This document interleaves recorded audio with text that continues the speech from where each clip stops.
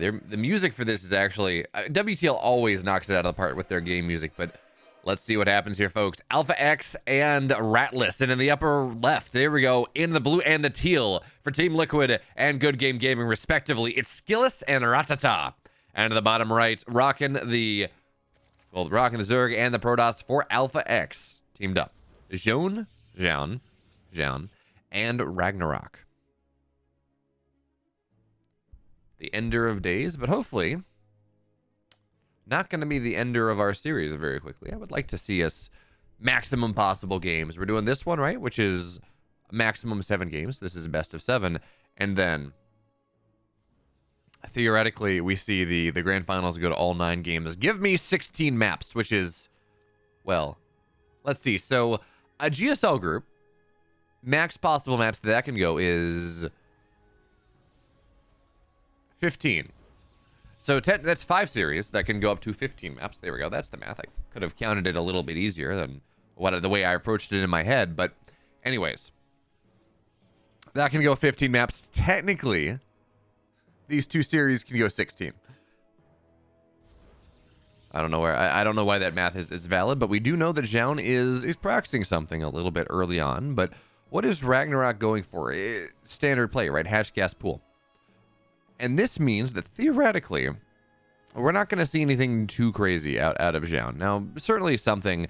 Oh, wait, I'm sorry. This is a double gate opening. So I was going to say, I think this is probably going to be proxy Stargate going from there, and that it will even still, but it's still a double gate opener. And I guess that's kind of the meta in this easy peasy matchup that we got here, because both players really have this tremendous opportunity to get very aggressive, and often in 2v2, when it's 2 players all inning, it can be very difficult to stop. So we'll see a Bailey nest at around maybe the 3-minute mark, I think is likely for both Ratatta and Ragnarok, and Zoun and SKillous have both opened a double gate on the expand and try to make something happen in there. Apex 1337, absolutely. The games were played this morning.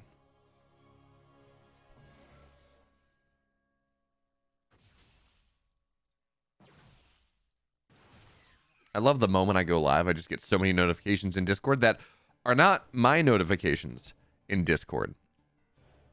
Right? They're just other servers I'm in, or I should say, it's not the notification of myself going live, which is always kind of funny. But anyways, it's like, man, I'm finally here, and we're gonna be able to go, and things start getting distracting. But here comes the pressure from Zoun, right? He's got 4 depths. He's got an Oracle just about done, which does get scattered out last second. Wait, I'm sorry, no, that's Ragnarok. This is not yet scattered out whatsoever. So this pressure coming in. Oracle in the main base. No shield battery here just yet. So SKillous and Ratatta, they are caught with their pounds down just a little bit. Oh, the Adepts are going to find the transferring probes as well. But, okay, the Adepts, they're just going to find a lot of Banelings. And I guess that's going to be valid as well, because here come the Lings of Ratatta as well. Lings and, I'm sorry, those are Ragnarok's Banes. I swear this is difficult. That's what had me confused, because it looks like there was an Oracle opening coming in from SKillous as well. And that's something. The Banelings, they're slowly going down. They're really not poised to get that much damage done. In fact, every single at this point, the Baneling connection doesn't matter nearly as much against the drones. They don't die from that. So the Oracle's doing a lot of damage. The Queens have fallen, but so have the Adepts here. And as Banelings start to pop out, this is fine. This has been held by SKillous and Ratatta. The big problem, of course, was the damage he took to his opponent's Oracle. Now, the shield battery, or excuse me, the stasis trap and the natural for SKillous really doesn't get much done. But in the main base, SKillous did lose a significant amount of workers, and something found its way into the main base of Zoun.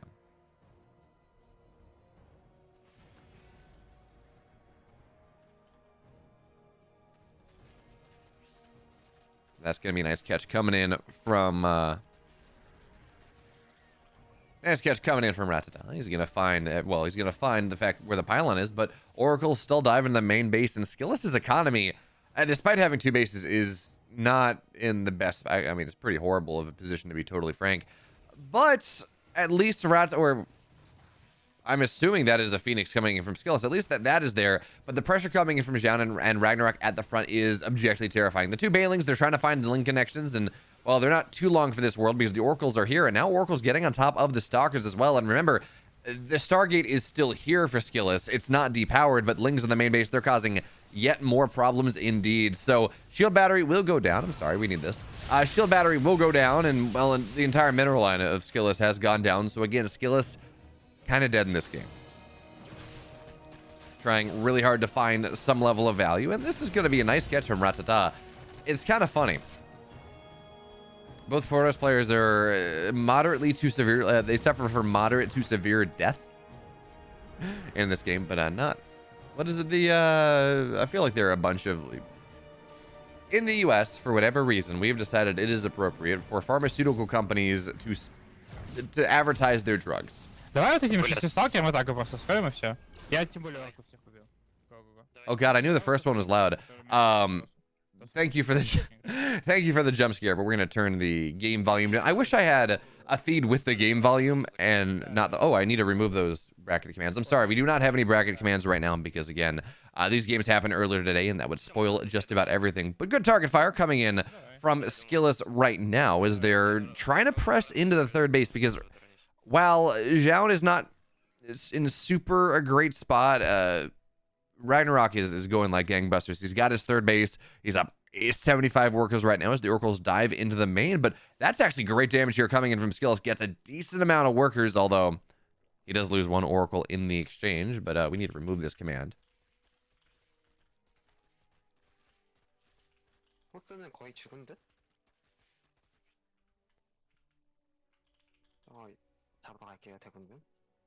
Man, even with the audio tuned down as hard as long as I can, the audio, the players are so loud.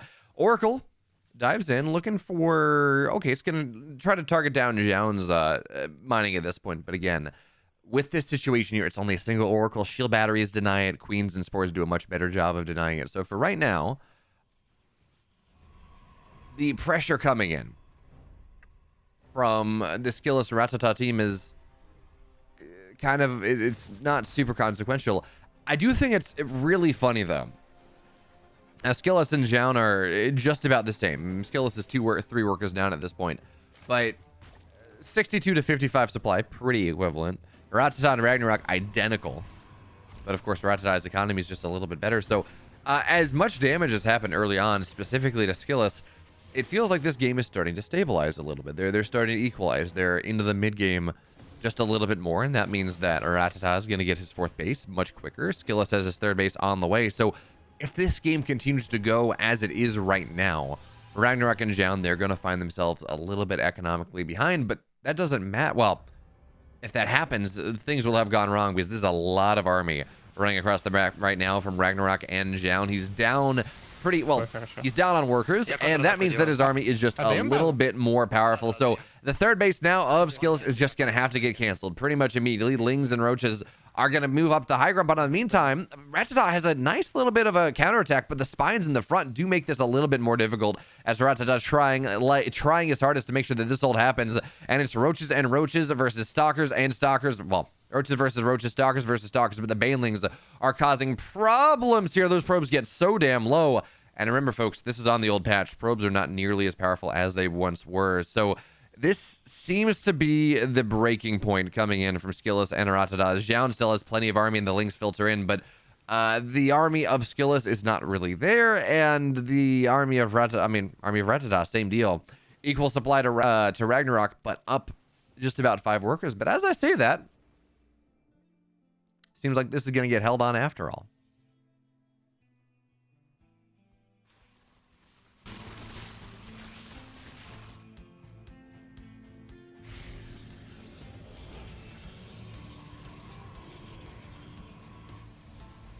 지금 서버랑 오직 힘든데 지금 성사라. 힘들다고? 네. 호스가 왜 힘들어? We need to 지금 drop the sound even further because as exciting as it is to listen to players speak Korean. I mean, we can get something out of how they sound, I guess, but that's just about that. SKillous and Rattata were able to hold on. And remember, Rattata, he does have his 4th base. The pressure denied SKillous' 3rd, but realistically, SKillous was kind of the dead player or the behind player in this game anyway, so it's not quite as bad as bringing Rattata back to Earth. So Rattata is steamrolling ahead now. He's at 160 supply. Oh, that's a big stasis trap. Denies half the mining in the base from Zoun as well. So SKillous and Rattata need to hold on. Maybe. Oh, big surround. Big surround coming on in here. Roaches and Ravagers from the backside. Stalkers from the front side. If SKillous can hold on to them right here, this is going to be fantastic. But we're already going to see the Immortal get very, very low. Banelings are not super useful right now. The Biles, they're not going to hit them, though. Kiting backwards. Lings coming in from the backside as well. Good splits from Rattata at the start here. And it seems like this is going to be damn fine. The Biles are now starting to land on so many of these Roaches. And the Concave, the surround coming in from Rattata and the SKillous, allow them to take a banger of a fight. The Banelings are now gone. Stalkers are blink forward. And now here comes the blue and teal team steamrolling forward. All of a sudden. Yeah, back in Uproto, we have player comms. The problem is I don't speak Russian and I don't speak Korean, so it's not super useful. But this fight coming in, the fight that SKillous and Rattata were able to take, the big flank coming in from Rattata really making a difference here. And now Disruptor shots on the backside as well. I'm actually not sure whether Zoun has blink, but certainly did not blink there. The Baneling's not really finding the connections that they want for the most part. And while SKillous' supply is okay, it's not incredible. It's all about the disruptors and the blinking that he's able to do. Meanwhile, Rattata is just clawing his way ahead significantly in supply. There's not much here. Disruptors, again, going to go down. More Roaches fall. And this should do a nice comeback from SKillous and Rattata in this game. Well, okay, there is blink now. But nice comeback here from SKillous and Rattata. That pressure did do the proxy oracle and everything else did tremendous damage to SKillous, but he's able to fight his way back into it, and Rattata was able to take advantage of the timing, really, that Rattata, well, that SKillous gave him by taking all that damage.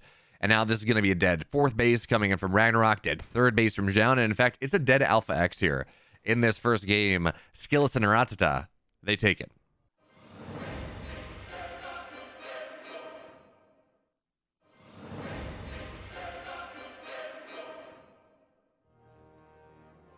On the north side of the map, folks, they're up 1-0 in this series in the Protoss and the Zerg in the teal and the blue. It is SKillous and Rattata. And on the bottom left, orange and red for AlphaX, Ragnarok and Zoun.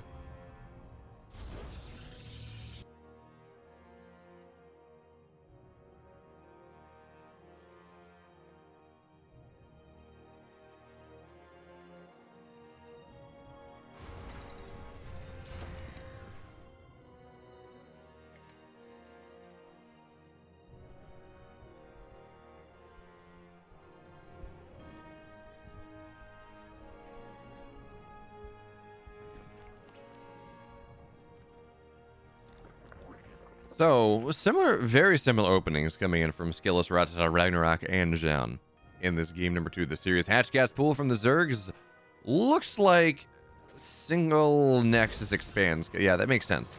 On this map, and I forget what the name of the map is, unfortunately, because I don't read Chinese. But regardless, this is a map that has several pocket bases.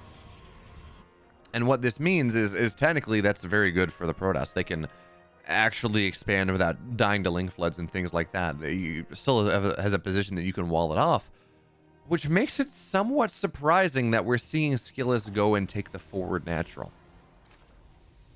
I guess maybe the argument is that you're more worried about losing your third base than your natural, and this map is so damn long with that big dead airspace in the middle that you're not super worried about link floods in the early game, and by the time that maybe it's under threat, you and your teammate can go and produce units.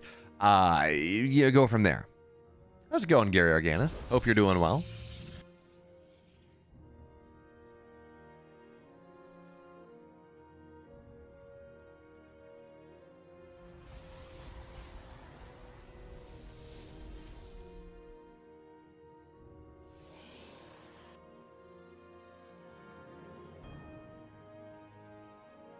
Man, I have a notification, or I have an announcement coming up in the next. I don't even know when it's coming out at this point. I've been teasing it for the longest time now, and I'm just a little I'm not annoyed about it, but I'm just excited to be able to talk about it, and I can't. It's been in conversations for a while now. I'm just like, I have cool things in the works that I want to talk about it, but anyways. What are we doing here? Overlord will fall, and that's a pretty significant link flood coming in from Ragnarok in this game. right with the bailing timing. So again, it seems like Zoun and Ragnarok are at least somewhat interested in... Oh, please tell me that probe kill the... Ling's gonna get it, but that's unfortunate. It seems like Zoun and Ragnarok are pretty committed to this idea of aggression in the early game of a 2v2. They seem to think that this is the way you want to play. So for now, Lings are on the other side of the map, and with there's a Stalker as well. Bailey's morphing in. Is this going to... Is this going to do it? It's kind of half-committed pressure, right? Zoun has a natural. This is not a one-base Ratatta. Certainly not. He's got next tech on the way. We don't have any proxy. Actually, wait, no, there is a pylon on the map, but nothing more than that. So it's going to be even, I think, less committed than it was in the last one. As Bailey's, the connections were not incredible. Good target fire coming in from Zoun at the moment, and now shield battery overcharges pop, but not a lot of stuff here. In fact, the Banelings, they kill off all the Lings, but all the Banelings will now fall as well. And here's the problem: because the pylon went down, shield battery overcharge has been popped, but there's not really much to really do anything here. And a couple more Banelings morph, but the Lings just run away from them, and you do not want to connect them onto Stalkers. So as much as I was talking about how this is kind of non-committal, it seems like this actually may just kill a Ratatta in SKillous. We can see from the smiles on Ragnarok and Zoun's faces, they kind of know it too. There's just not enough here, and, well, we're going to start to see Queens fall, and once the Queens fall, the production of the Zerg is really significantly diminished. The exposed natural that I was talking about is maybe it's not going to matter. Well, it absolutely has. So Stalkers are starting to fall.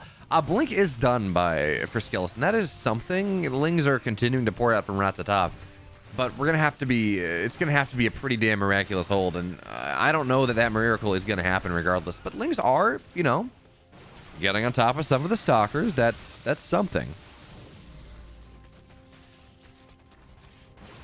But the Stalkers warping in the low ground. They're starting to fall. Shield battery overcharge has been popped once again, though, and hey, SKillous and Rattata, they're starting to hold just a little bit, but there's a question of whether the hold is enough. Feels like you do have to do more than that one as the Stalkers blink backwards into the waiting arms of their shield battery overcharge, but it's a lot of Stalker. Well, actually seems like there are more Stalkers for SKillous at the moment here.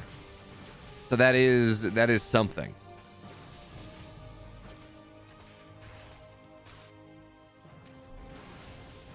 Actually, that's just going to be a recall. I think it's a recall that, in fact, will kill all of the Stalkers. But, well, a Ravager falls to Lings as well. So at the end of the day, Zoun is on 52 workers, SKillous on 30. Ragnarok up 10 workers on his Zerg brother. So, yeah, they kind of held, but SKillous and Ratatta are going to have to make significant damage happen in the next minute or so to equalize the damage that they just undertook. Because, well, they lost a lot of workers. Just lots of resources in general have been lost. And so Ragnarok and Zoun are aware of this. They're pumping at Banes. I would not be surprised. I mean, the spine is going to get built now, but that might just be a little bit too late. Even still, though, with the high ground, with the sentry here, that's going to be rather nice. Banelings come in. They're going to try to knock down the Banelings of Ratatta, but he's able to dodge for the most part. Still loses a decent amount of his Lings. And that was the advantage for the most part that he held.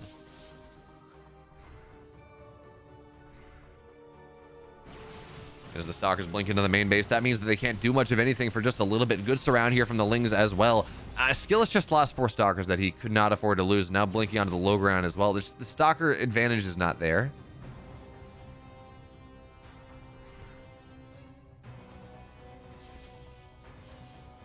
But in all fairness, I was talking about last game as this game that felt kind of unmanageable for our teal team, for Team Ratlous.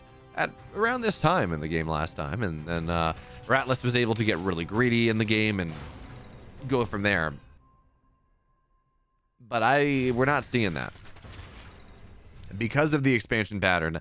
Ratatta went, he expanded in the second pocket base. So Ratatta has both pocket bases, which means the SKillous wants to take a third. It's going to be much more exposed. Meanwhile, I much prefer what Ragnarok did with his base expansion, taking both forward bases. Creep can kind of make those feel a little bit less forward. So, Creep, the base setup is suboptimal to say the least. SKillous only just now getting his third base. And can they make the hold happen? There's an Immortal here that can join the fray as well. Lings are going to try to find their way forward. It's all down to the Biles, but... Okay, well, I was going to say Blink Stalker should really not allow that one to happen. And they did not. It got close, but they're going to be fine. So now onto the high ground once again, knocking down as many roaches and ravagers as possible, just playing on the edge of where things are properly safe. Because eventually, with the bigger army that Zoun has over SKillous, the bigger army that Ragnarok has over Ratatta, it really should just be a matter of quantity, not even quality at this point, as Lings are going to go find their way on top of the Disruptor, ideally at the very least the shield battery, so no overcharge there. Superior Concave coming in from Zoun and Ragnarok, and this should do it. Yeah, miraculous hold. Great defense coming in from SKillous and Rattata in the first game. Да не, Ванчос, короче, я тебе сказал, это Хорошо. Просто типа соберем оверов, даем до их базы и отойдем.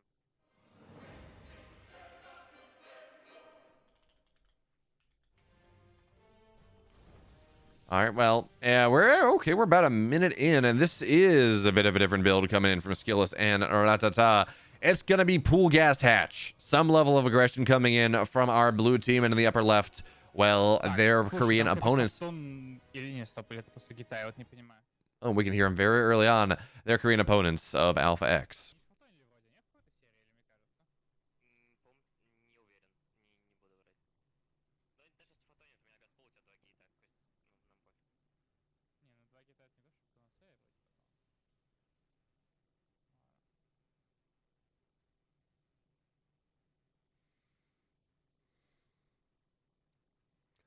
Man, ads take so... I was going to tell you how much I make... Oh, let me turn this webcam off. Sorry about that. I was going to tell you all how much I make off ads, but... January ad...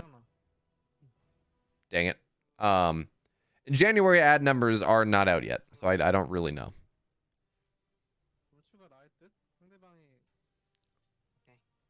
But it looks like, I made about $90 off ads from all the streaming I did in December, which is not horrible. It's almost exactly what I made off subs in the same month. So, hey, take it. But what do we got here? So, we're looking at... This was pool first. This is pool hatch pool gas hatch coming in from Ratatta. That does mean his speed will be much faster than Ragnarok's.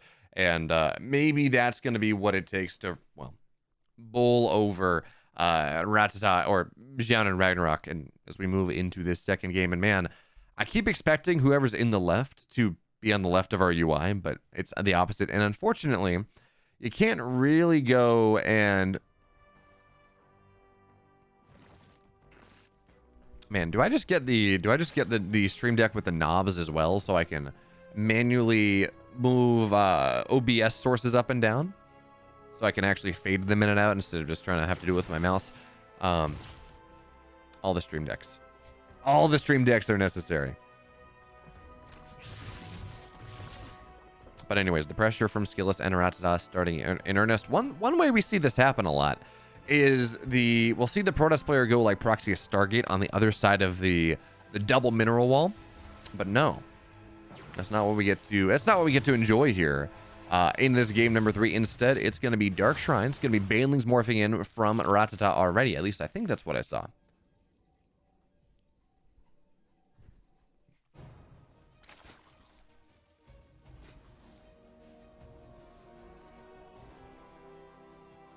Thank goodness for a sneeze button.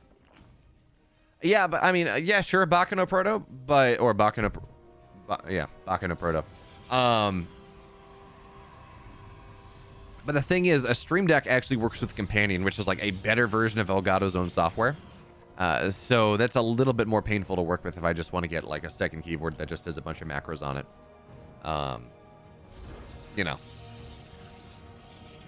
Yeah, as Stealth Vapor says, not a lot of detection on the way, but there is a Robo just about done coming in from Zoun right now. And we're going to see this for Observers, and we're going to see this for a War Prism, I think. This should time out. Well, Blink is still a whiles off. But now, the Robo is done. Do we have any spores? I don't know, but what I do know is the layer is actually very quick as well. So this DT pressure coming in from SKillous is not going to work out super well. Observer's already just about done. The layer is just about done. There's a spore at the front. The DTs, they get nothing here whatsoever. Now Zoun and Ragnarok are very happy.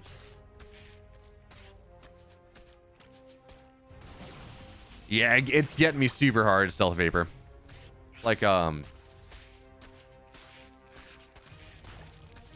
It's like when you have a player that's not playing under their own name, like you're trying to cast a barcode or something. Or not a barcode, that's fine. But when I was doing the WTL Dota show matches, for example, I forget what all the Western players, they had they didn't have their actual esports names. They had I forget what they were. And then I had to deal with the Chinese names actually just being in Chinese. So like F91 was whatever F90 was in Chinese. So I had to very quickly learn that 10 names were not what the 10 names were, and well, it became moderately to severely painful.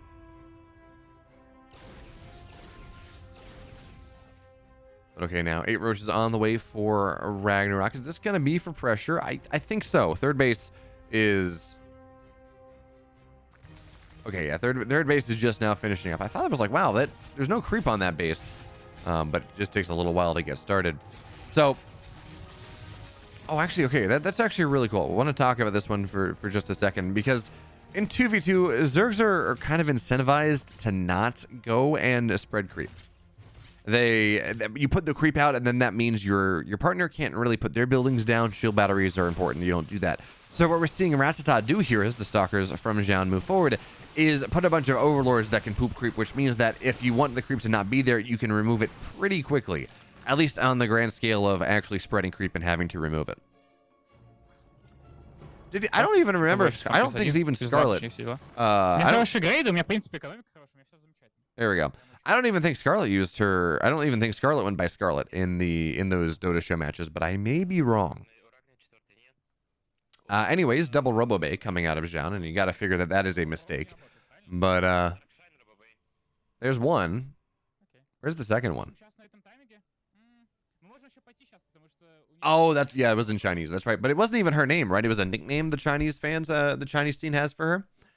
If I remember correctly. I don't really remember. But anyway, Hive now on the way from Ragnarok, getting in that lair, or getting the Hydra Den as well. So seems like the play for both Zergs, or what we've seen for a lot, there we go, the Robobay will get canceled, is just get to Hive as quick as you can. Vipers are really powerful, Lurkers are really powerful, and rely on the Protoss player, or the Terran player, if we talk about Celavera, to just hold on in the mid game. Because these maps are so damn big that it's often somewhat difficult for your opponents to start to get super aggressive.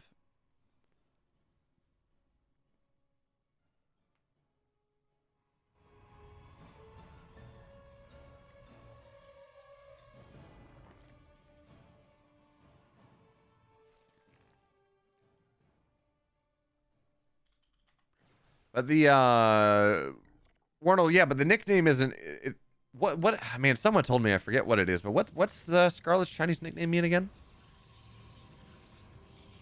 Anyways, Zoun now putting pressure on this prospective fourth base of SKillous, and this is the problem with a lot of these 2-player or these 2v2 maps, these 4-player maps, in that, yeah, you can kind of get a third, but the fourth base tends to be so damn far away that it really does heavily incentivize 3-base play, 6-base play, whatever you want to call it.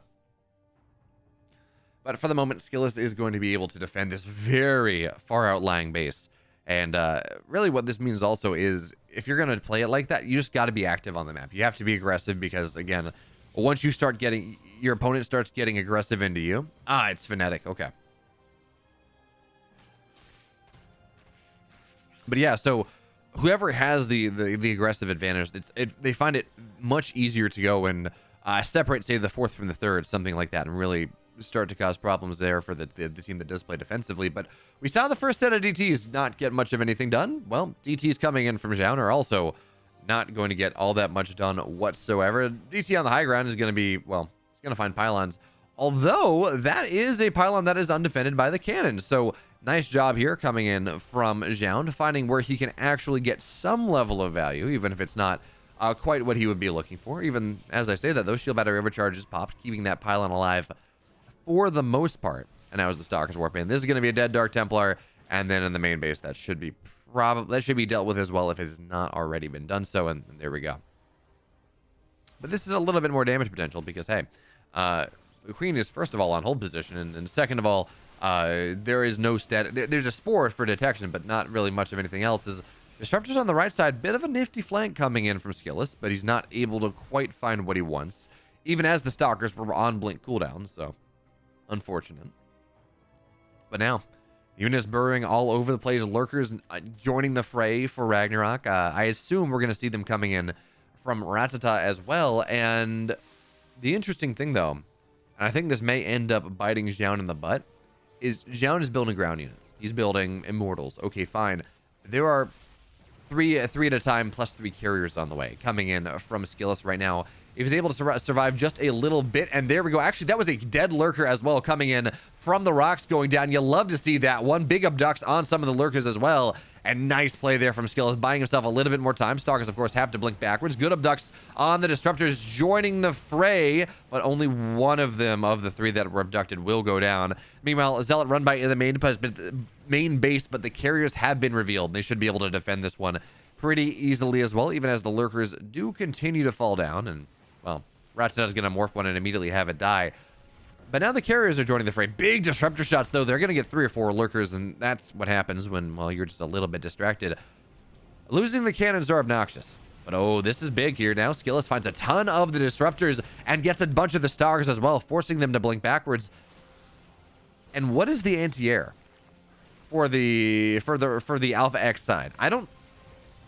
Okay, so now carriers are getting... No, I'm sorry. No, those are still the carriers of SKillous. We're not seeing much of any anti-air. It's Hydras, I guess? Hydras are not the anti-air solution that you want to be looking for here. Not in a game like this. Certainly not with, say, lurkers defending all those bases. Yeah, Rattata will lose his base, but he's got a lot of lurkers there. Oh, never mind. No, I'm sorry. Those are Ragnarok's lurkers. My bad. Jeez, I wish we had stronger team colors. It's so hard figuring out, like, whose lurkers are whose and everything like that.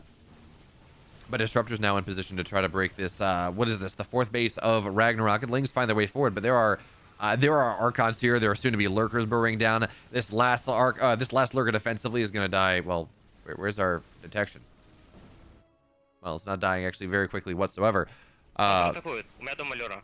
Окей, окей. Вайперы. Оп, вижу еще. Ага, все. As those disruptors very much will whiff for the most part. But now that's going to be dead base. The last zealot before the lurker falls knocks the 4th base of Ragnarok down. Big counterattacks coming in from Zoun, but again, his army is a ground pounding one, and he has to fight into a decent lurker count. That is suboptimal. Hey, Jason 1, or Jason 1. We don't have the Bracket Command. Oh, great abducts there. It's going to get so many disruptors, lurkers as well, trying to chase them down, but they will be able to escape. No Bracket Command right now because the games were played this morning. And of course, if you look up what has happened thus far, you'll be looking up the results of the entire series. And I know you all don't really want that one. So abducts there on the carriers. One will go down. That's the second one. But the lurker count here is just so strong, and you can't blink on top of them because that's when the disruptors start to really rain hell from above. So this concave, while technically very nice from Ragnarok and Zoun, I don't think it's going to be enough. Not really. We're starting to see the detection fall now. Good target fire on that one. And now that means that the lurkers can start to move forward. And even as these stalkers are pretty damn low, the only thing that really fights them at this point is going to be those lurkers. So disruptor shots bowl down another lurker from Ragnarok, and they've got to find some opportunity. Because these carriers, they have +1, +2 on the way, I assume. And, well, yeah, that's just going to do it. Ragnarok and Zoun will fall, and Ratlous, SKillous, and Rattata, they take a 2-1 lead.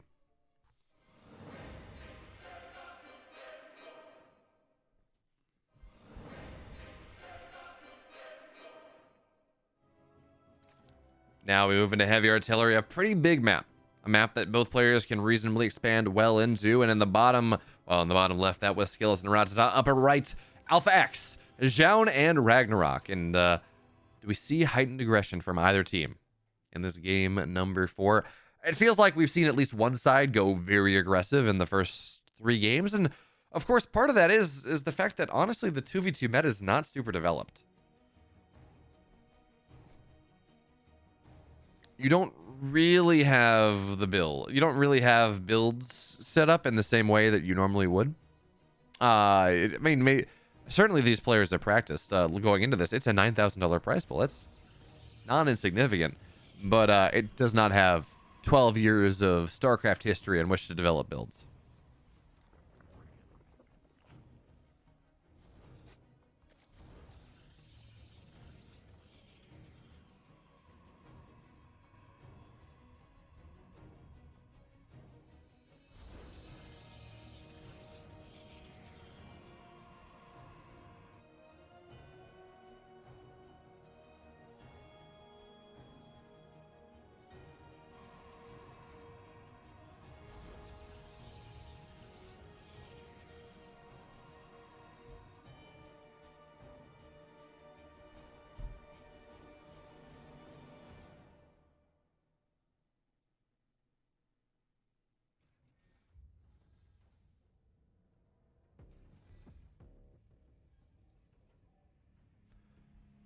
Okay, so the DT tech from SKillous and Ratatta very much did not work in that previous game. Didn't matter. They held on eventually and won the game because SKillous he leapfrogged the tech properly. He had disruptors, but he also had carriers.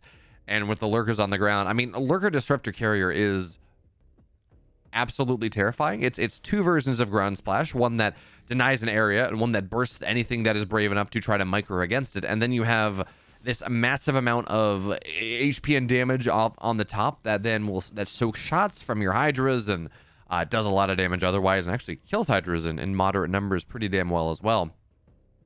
So all of that being together, that is a difficult composition to fight into. It's one that you kind of have to harass and harry across the map and maybe get some really good abducts, or really it's the abducts that are the key thing for the most part. And that just didn't happen. Zoun and Ragnarok were not able to delay it enough. We're not able to do the damage required, and that therefore meant that well, they got shoved into their own bases, and because the pressure from early on, Ragnarok was already only on 3 bases, having lost his 4th. Seemed to work out pretty well. So for now, Zoun gets an adept into the natural main base, looking for a scout. It's not going to find really all that much of anything, but because this map is the way it is, we talk about heavy rain or as this big macro map, Rattata can get a decently timed third base. I didn't quite see what the supply was on it, but well, his third base is now done before the 4-minute mark. He's getting a layer just about done as well, and this should be, I would assume, a muta game. But as I say that, it's going to be Swarm Host Nidus coming in from Zoun and Ragnarok here, and I believe, yeah, they did this. Oh, this was actually so unfortunate. This was a build that they used in the game against DPG. I think it was actually on this map as well. And then DPG just hit him with an all-in and they died. They weren't quite ready for it. So this will again be a Spire play coming in from Rattata in this game. That is one of the stronger ways to play ZVZ or 2v2 when you have a Zerg. You give the Zerg as much gas as possible. Get them that exceedingly quick Spire as quick as they can, and then they just establish map control in a massive way, and then it's like, okay, well now we can start to build the Protoss up a little more. So that is probably what we're going to see happen. Now this does get scouted out. The hallucinated Phoenix goes in and sees the Spire. Doesn't quite know how done it is, but at least gets a good idea. And now the Nidus is going down. SKillous and Rattata don't quite know where it is. They heard the sound, of course, but they don't really know where they're looking. So for right now, well, we just see extra units getting warped in. But here's the thing. Rattata is... his mutas are now going to be on the way. And funnily enough, first of all, we're going to see the third base get canceled eventually. Funnily enough here, mutas can actually deal with locusts fairly well, at least in the sky. The splash damage doesn't do a horrible job of cleaning them out. So there's that. And actually, you know, while the third base of SKillous gets denied, it's not the end of the world. It's not horrible for this to be the situation that SKillous is in. That first round of Locusts just got about nothing done. So now the mutas, they're going to start to show up here. And the Locusts, well, they're not really going to get anything. The mutas are on top of it. So we're going to see the Nidus get knocked down. And this seems rather auspicious coming out from Rattata and SKillous. It got what? 2 rounds of Stormhost Nidus. They got like 3 workers and a Nexus. I mean, getting the Nexus is key. It's big, sure, but Ragnarok's third base is only just now complete, and or third base is not even done. Zoun does not have any designs on a third. So with all of that being said, and there we go, that's going to be another dead Nidus head going in on the left side. SKillous has found that. This means that SKillous and Ratatta can kind of do what they want.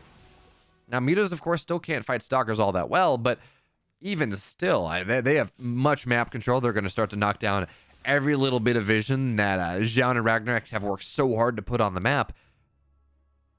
But look at this. It's not even 7 minutes yet. And already there's a hive on the way coming in from Ragnarok, which I assume is just going to be for Vipers to deal with the Mutas. And that is one of the downsides of going for Muta play like this, committing to this so hard, is, well, you can get someone to hive very, very quickly. You can go and get your Vipers at the timing that you would like, and then, well, the Mutas, they will struggle to fight. We saw that in the Salavera series versus...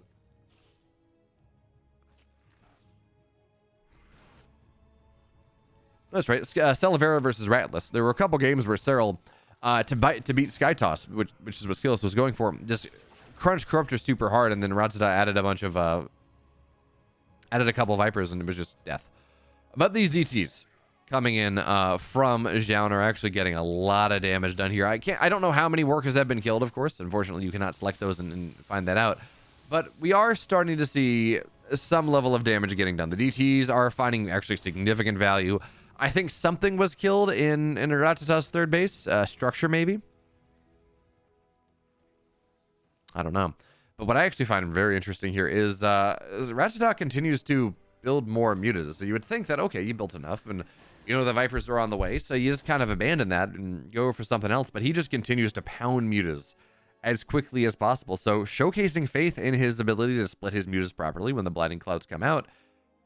More than that, though, I don't know.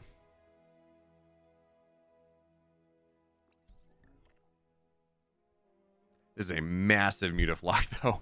This is actually so insane, and we're going to see the Mutas try to just dive on top of all these Stalkers. You got to get the shield battery down. There we go. That's going to go down very quickly here. And with the Stalkers on top, it's going to be... Okay, that's just a bunch of dead Stalkers. They're going to be recalled. A bunch of them have now gone down, and the Mutas trying to chase things down here as well. But there is, of course, a Nidus that's going to find the gold base on the 4th. So, hey, that may be a dead base. We're going to have to find out. But the 4th base coming in from our...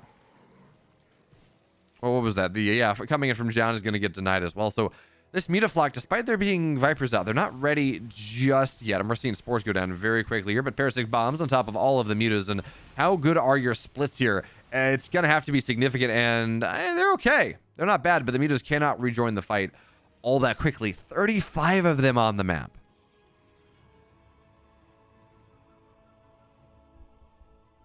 That's a lot of Mutas. Now they're going to, as they have mostly regen, we're going to see them pop in on a bunch of the Stalkers here.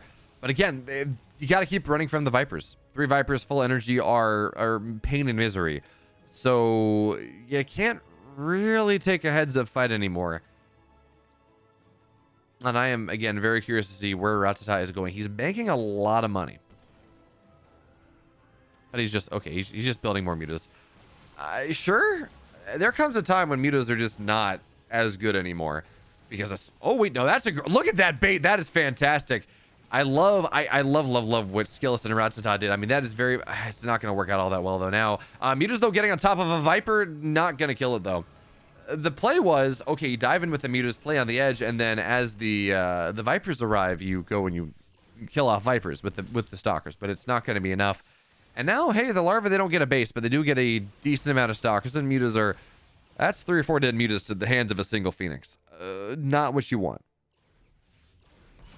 Actually, this is getting a little bit awkward here. So, SKillous and Rattata, they're trying to play this multitasking, map control, harassment type style. But I do feel like that it is aging out just a little bit. Although, as I say that, I'm excited to see what SKillous is going to do. He's on 82 probes.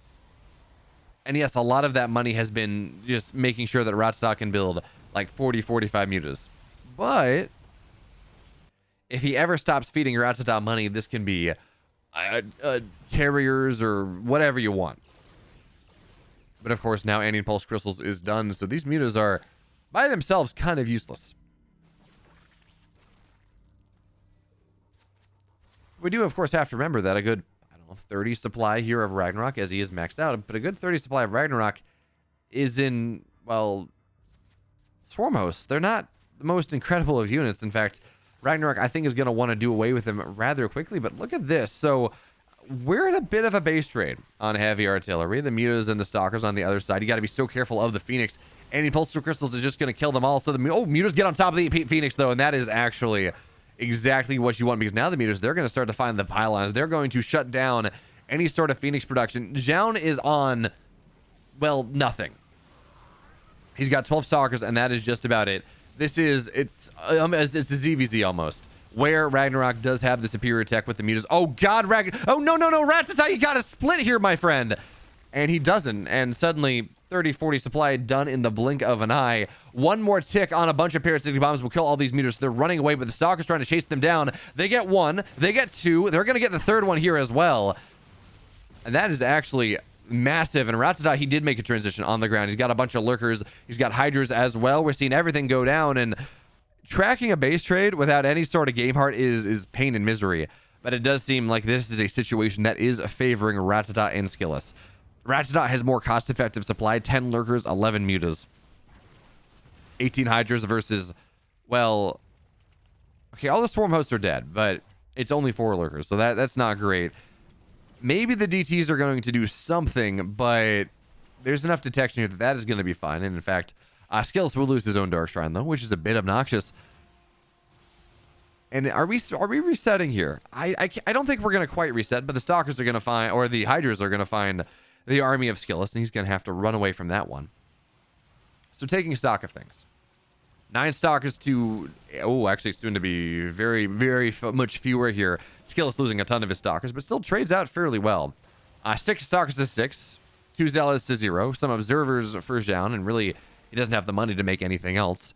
28 stalkers to 8, or 28 hydras to 18, 17 lings to not many, and the mutas are now starting to fall. So Rattata, he doesn't have as much map control, but the thing is, he still has an economy in a way that Ragnarok really does not. So the next thing I'm curious about are upgrades. Ragnarok has been, I'm assuming, upgrading for quite a while. But that's, I mean, Rattata's been pounding, I was going to say he's been pounding air upgrades, but he's got 2-2 halfway done. Okay.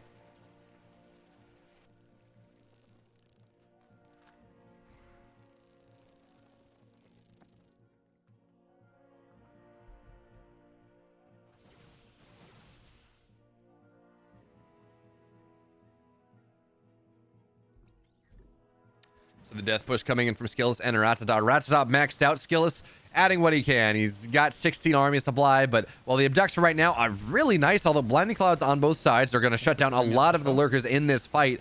But even still, the concave, how's it going to be doing here? Hydras run forward because they've been blinding clouded out. Now the lurkers are doing whatever the hell they want. Although I think some of those lurkers are Ragnaroks. No. Yep. Okay. Yeah. Those are, they're Rattata's lurkers, and they're absolutely shredding just about everything. Zoun on 19 supply, Ragnarok on 73, abducts on the Vipers just because, and this is turning into a ZVZ with a smattering of Protoss. It's kind of funny here. I mean, this is just looking like a late game ZVZ, right? Abduct Vipers into Vipers, drop blinding clouds on lurkers, try to take the fight as well as you can, but we're even seeing Hydras get canceled to buy Ragnarok something. I'm not really sure, but it doesn't matter. Zoun and Ragnarok, they fall down, and now this is a 3-1 lead for Ratlous.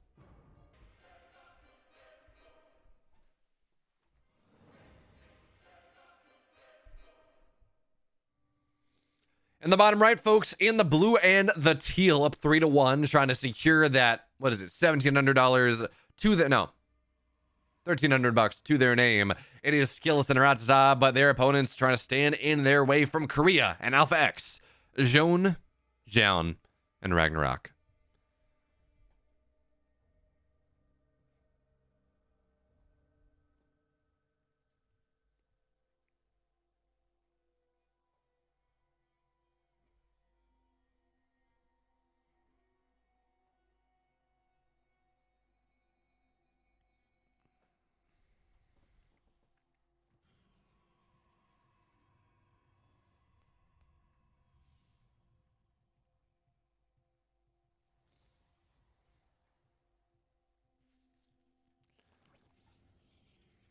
Okay, so no significant aggression. Wait, was that a... No, yeah, no. No significant aggression coming... Oh, sorry, no, yeah, pool first coming in from Ratatta.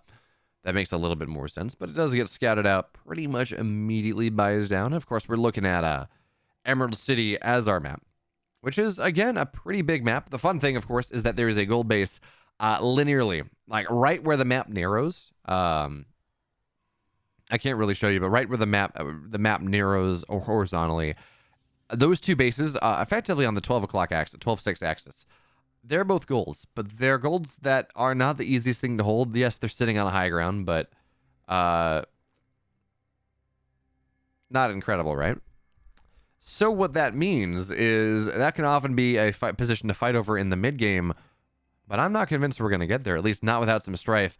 Ragnarok and Zoun have scouted that there is pressure coming down from Ratatta and SKillous, and pressure it absolutely is. Ratatta taking significantly far forward natural, and this will allow him to reinforce quicker, have more creep further forward. But there's a Bailey nest just about done. Lings are getting pumped out. 2 additional gateways coming in from SKillous, although we don't see a proxy just yet. He's just running across the map with his stalkers. And let's see what this is going to get done. Bailey Nest is only just now getting started for Ratatta, or for Ragnarok, excuse me. So that's going to be the scary thing for the moment, is let's actually get some game sounds. My game sound micro is not good enough. I'm sorry, folks. I failed you. Failed everyone. But seven Bailey's now warp in as the stalkers run across the map as well. Are Zoun and Ragnarok going to be able to make the hold that they're looking for? Are they going to be able to bring us to a game 6 at the very least? They know what's happening. Shield batteries are on the way. The spine is done. Queens and stalkers at the front. This is not an easy position to break, even as we have seen all-ins like this happen a significant amount in this matchup, on this map at least, from the series that I've cast of this team war, or this 2v2 tournament thus far.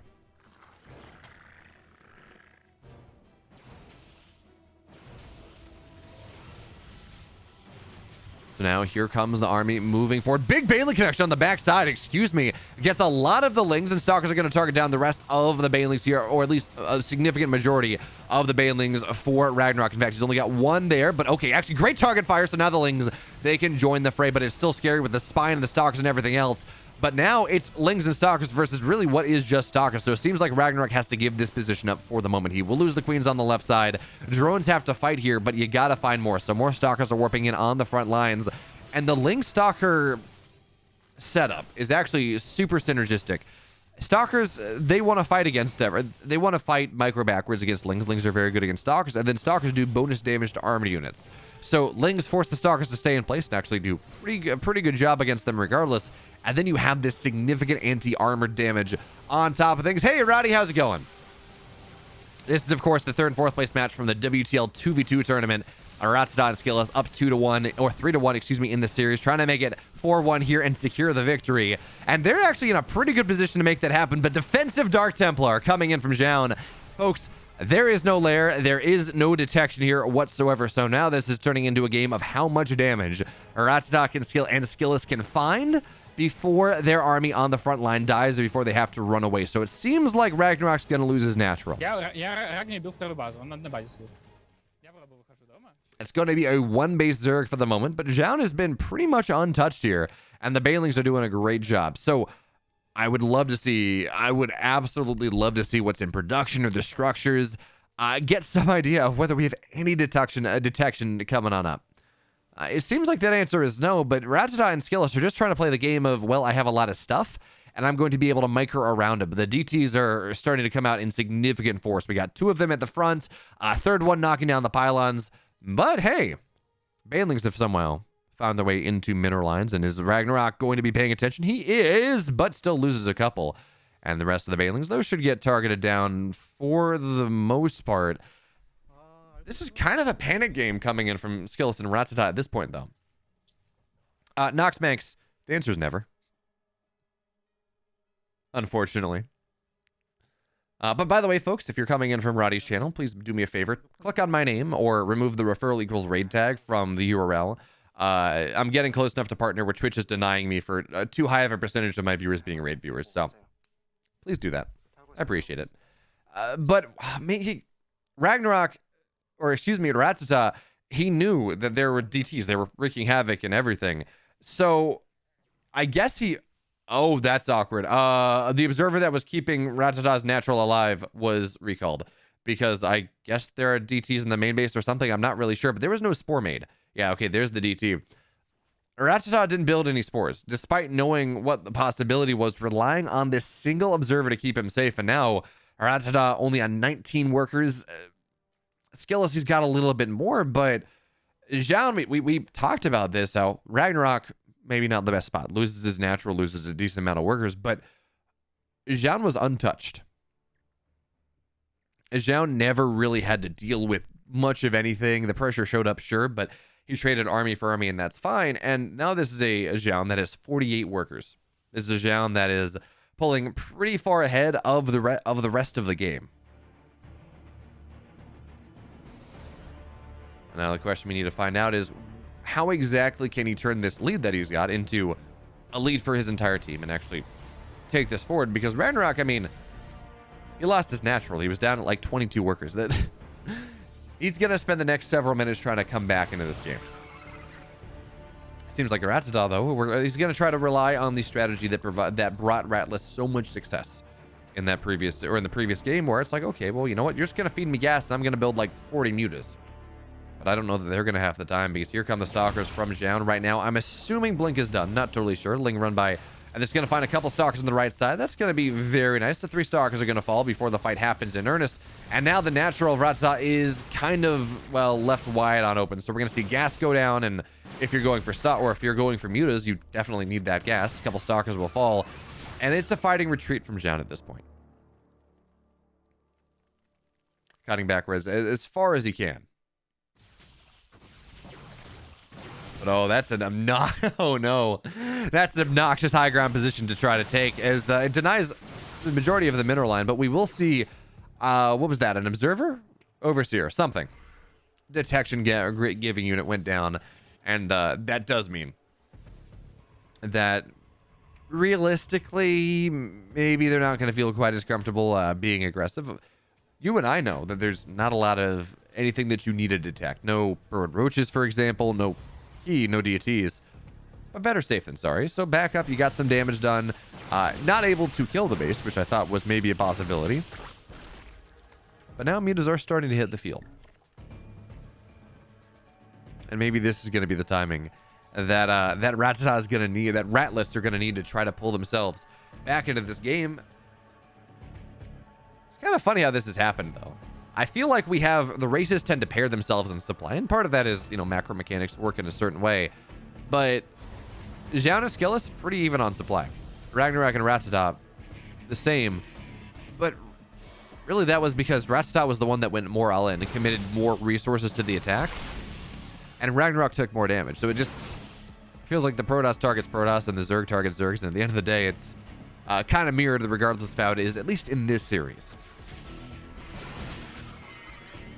The next level of pressure starts to arrive from Zoun and Ragnarok. It's roaches, it's blink stalkers, not much more than that, as Amita will fall pretty much immediately here, and they're going to find some level of reinforcements. But Zoun and Ragnarok, yeah, the proper decision here is just to go all in. You know the mutas have been made, you know a lot of money has been spent on that one. Roaches are not really going to go down. Good splits coming in from Ragnarok at the start here. He's still losing some, but even still...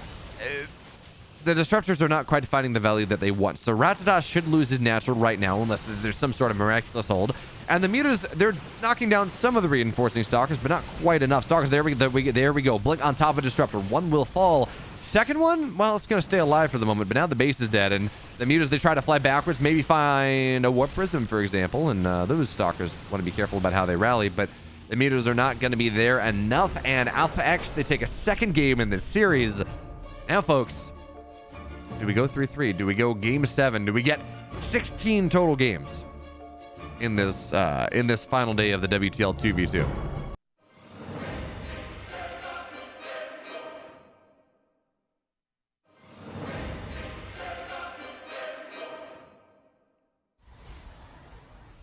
Now for hella, for, well, for glory or maybe a game 7 in the upper left, in the blue and the teal, it is SKillous and Ratatta and their opponents trying to drag us kicking and screaming to a game 7. Zoun and Ragnarok. And I'm just so happy to see SKillous in that Team Liquid jersey. It's been a long time coming. Those of you know, if you'd been paying attention or you just happened to see the right tweet, you would know that yes, this has been a thing for a while. Not because, well, I'm revealing knowledge that I shouldn't have had, but more that Team Liquid tweeted they put, I think it was a tweet saying, okay, good luck to all of our players that are playing in TSL 9, and it had Clem, it had a laser, it had mana, but it also had SKillous in a Liquid jersey. And it was, and I saw that, and actually, I think when they made that tweet, I was in the green room for TSL, and we're all like, "Oh, that's cool, that's awesome." And then it was very quickly deleted because, of course, with the awkward situation that Russian nationals have in Europe because of the war in Ukraine, you had to wait for an esports visa, apparently, and that was what was stopping this from happening. And it took another 7 months for the Netherlands to actually process their first ever esports visa, which is awesome. So I am so happy that SKillous was signed by Team Liquid. I mean, again, it's been a long time in coming. But look at this, though. Sitting here on our 6th map, we got gold map play. We got Proxy Stargate from SKillous. Oh, I'm sorry, Proxy Gateway from SKillous. I just assumed. And you know what they say about assumptions.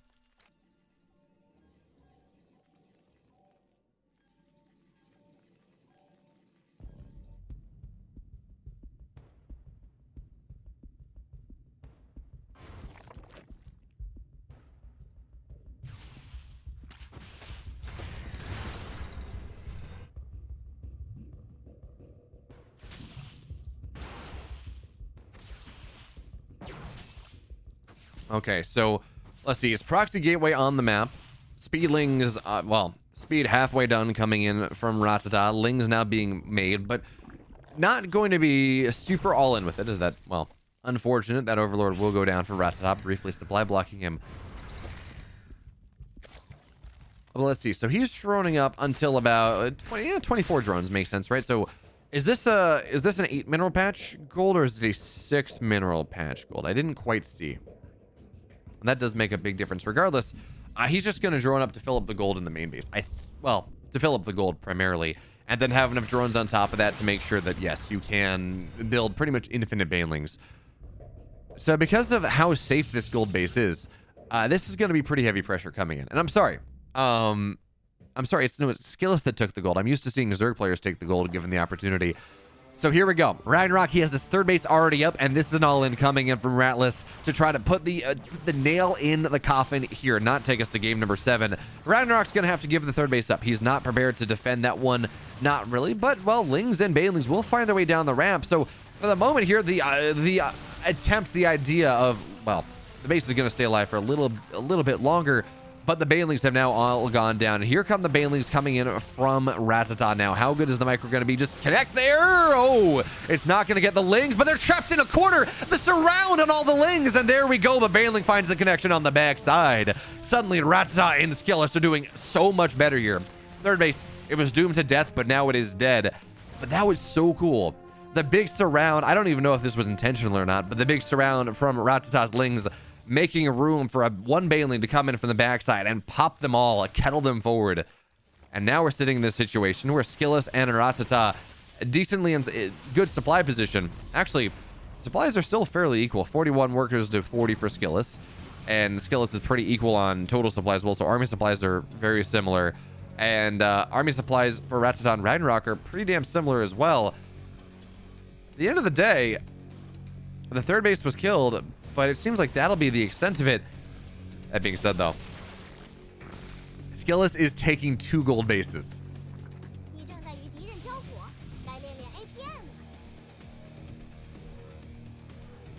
Let me get Chinese language back. SKillous is going to have 2 golds. And this is going to give him so much power. So that is 1, 2, 3. It looks like it's 6 mineral patches per gold as the Oracle gets some amount of damage. I wish I knew how much. So Ragnarok has been slowed down. Remember, Ragnarok is the beneficiary of the AlphaX pocket gold. Failing gets something. Where does this mean? Where does this go for Ratlous right now? SKillous has double gold, and you would think this would mean, wow, just tons of charge slots. But we're not seeing that tech really prioritize. It's going to be for Blink on the way, which is fine. Blink is very good. It really compounds well with stalkers and roaches and things like that. But this pressure coming in from Zoun is Zoun and Ragnarok are, it's not insignificant, but the Banelings, one of them will get targeted down. A good Baneling connection on half the Lings, and you really do want these Lings to add into the firepower on top of the stalkers coming in from SKillous as well. And remember, there is no Blink. It's not done just yet, but the Concave is starting to build for Ratlous here in this game. But the supply is actually, well, actually, okay, there we go. Rattata supply is incredible. SKillous kind of struggling a little bit, but the pocket gold or the forward gold that Ragnarok and Zoun were trying to get, that one did get canceled. And this Concave is actually turning out to be very nice indeed, even with the Blink micro coming in from Zoun. There's just a lot of stuff from our Zerg player, and SKillous, you just give him a moment and he will have double gold. He will be able to rebuild himself back into this game. So army supply superior, big Ling run by onto the pocket gold base right now. So Ragnarok losing pretty significantly sitting here in his army, or his economy. Only 38 workers to the 46 of Ratatta. So this is not a terrible position for Team Ratlous right now. They do need to defend against these stalkers, but remember, the stalkers from Zoun are so low, and Blink is going to be done very soon if it's not already. Zealot's now warping, but they're slow. It's just something. 참으면서 해. 나올 때까지.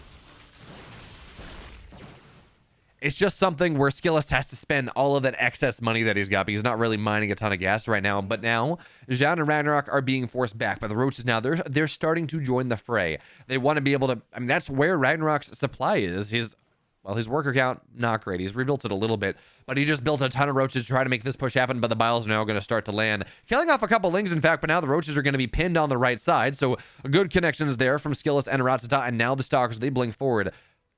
The roaches will fall from Ragnarok. Пойдем на Базу золото отменим. отменим. Да, и отменяем золото. У меня в продакшене плюс 2 и чарж, так что у меня хорошо, типа, по фуллап. Oh, big, and there we go. So now that Ragnarok and Zoun have been forced back, although big counterattack coming from Zoun is going to try to deny, and looks like it will be successful in killing our Protoss player's fourth base. So it's a base trade coming into the final game of this series. We saw it early on. We saw it, I think, it game 1 or game 2. That was a game that Ratlous did win. But there's going to be a recall. The base is not even going to fall down here as Zoun realizes that he needs this right now. They need to make sure this defense happens. There's a lot more pressure on their side of the map than what they are doing on the other side. So this will be a force back here. SKillous and Rattata not going to find the damage they're looking for. And actually, no, the base did go down. Okay. I expected it. I never saw it disappear from the map, so I assumed it wasn't dead. But no, that makes more sense. Zoun goes, he kills the base, he recalls. Now it's just chaos all over the map. Zoun cannot get his third base, and that's really the big deal. SKillous is sitting here. Yeah, he doesn't have a third base right now, but he's got a third and fourth base on the way, and he's had that gold for a while. It's a much better situation for him than it is for Zoun, and Rattata has 4 bases. So Zerg player up a base on the red, where Rattata's up a base on Ragnarok. SKillous is moderately ahead of Zoun. He's up 11 workers. He will have that third and fourth base eventually. And it's now going to be down to these DTs if they find the value that they're looking for. I don't see a lot of detection in this army. Oh, but they saw the shimmer. Okay, so look at that ping there. So yeah, there's detection in the front lines. Overseer is going to be able to allow one to go down, and well, Spore gets the other. So yeah, Ratlous is going to lose in his fourth base maybe, but that should be the extent of the DT damage. And now here at the front lines, Rattata pretty heavily, his supply is very, very good, but we will see one base go down, and the stalkers are going to get the other one. So again, SKillous is likely to fall back onto 2 bases, but if Rattata and SKillous can knock the army down, we're already going to see an immortal fall. Will it matter? Will it really matter if the bases die, if the army falls? Well, I don't think so. So SKillous, Rattata almost maxed out once again. Big set of, well, not even big. Roach run by finding its way into the third base of Ratatta, but this concave is absolutely massive. Roaches, Ravagers, Stalkers finding their way. Ragnarok has his fourth base denied.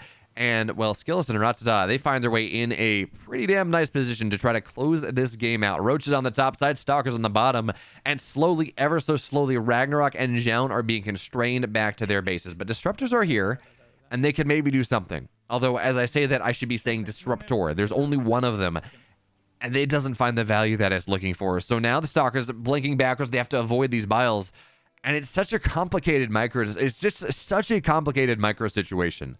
You got to dodge biles. You got to blink micro your Stalkers appropriately. Your opponent can blink, so if you don't have as many biles, they're going to be able to micro better. And then you got to work together with your teammate to go and develop these really nice concaves. So now that we do have the Ravagers sitting here denying to theoretically the move out, big biles there on a bunch of Ravagers, the extra base from Zoun will now go down. He's again a 2-base Protoss, but Rattata is losing a lot of his army here even still, though, as I say, that biles are fantastic, and SKillous has rejoined the fray.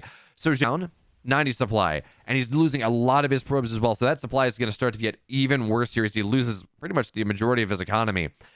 SKillous, yeah, I should say to Rattata, yeah, he's lost some of his economy. Or some of his army, but he does have that economy behind that on those 4 bases. And yeah, he lost a couple drones, but he certainly has more money than Ragnarok does, both in terms of base count and just in terms of drones. So this has been very much a nickel and diming type of game coming in from Ratlous. And, well, the game's not over just yet, but they do seem poised to, well,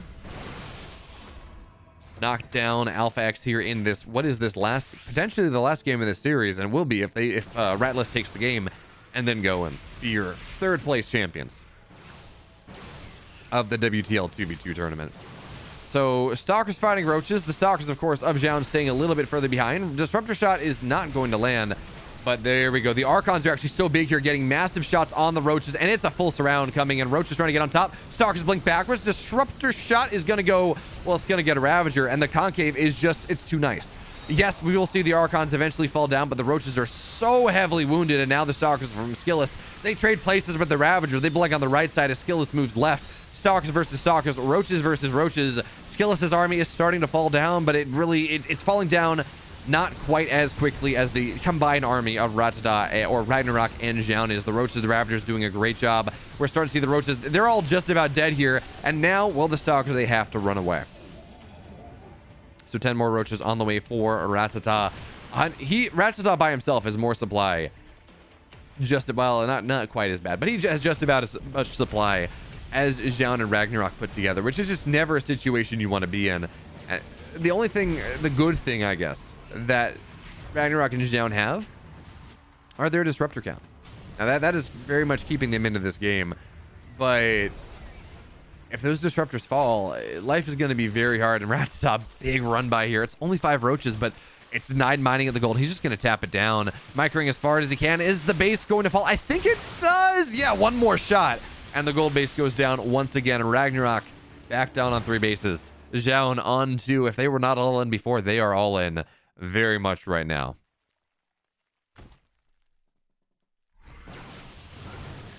So big disruptor and massive disruptor shots.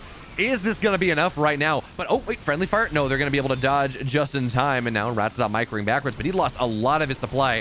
140 to 120 in an instant. But the Zealous, the Archons joining the fray from the top side here, trying to zone this army out. The base will not go down. I think that much is almost certain. And now Zealots and Archons, Stalkers, Roaches, everything getting on top of the disruptors as well as they can. Another massive disruptor shot though, and the Ravagers, they will continue to fall. But now it's the army of SKillous taking advantage of really Rattata being a bit of a meat shield, chasing down the disruptors, chasing down this army that Zoun has, and now the surround.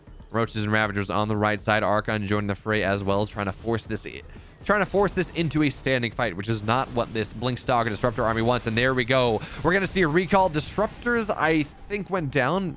Maybe. Certainly we did see 2 units die, but again, that gold base has been denied. And I think realistically, Zoun and Ragnarok, I mean, we're seeing Zoun kind of put his head in his hands a little bit here. They're starting to realize that this game is kind of dead. But this is, of course, their tournament life on the line. Lose this game and you're out. So they're hanging on as long as they can, looking for some miraculous something. And we've seen tons of comebacks in 2v2 before. Your economy is much more malleable if, say, Zoun was dead and Ragnarok was not. Ragnarok can give Zoun money and suddenly Zoun gets back into it. But yeah, that's going to do it. Bit of an anticlimactic GG, but Ragnarok, Zoun, they fall, and Ratlous, Ratatta, and SKillous, they find themselves... What was the number? Oh. That was loud. They find themselves $1,200 richer.